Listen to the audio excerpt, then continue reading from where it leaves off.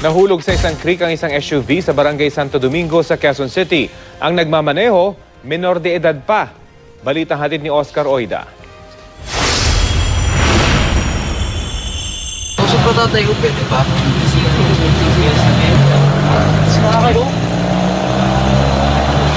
Tila galit at halatang todo iwas ang bagets na ito nang matutukan ng mga kamera sa may Araneta Avenue, Barangay Santo Domingo, Quezon City, pasado alas 2 sa madaling araw. Kung sa bagay, alangan naman maging proud pa siya matapos niyang pag-dive-in at pag-swimmingin ang kanyang minamanehong SUV sa isang creek sa lugar. Sadya natin tinakpan ang kanyang muka pagkat siya'y menor de edad.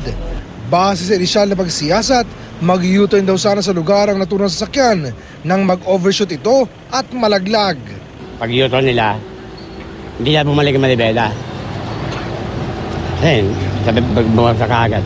Sugatan ang dalawang pasahero niya na isang lalaki at isang babae. Pawang mga menor de edad din. Agad naman silang isinugod sa ospital.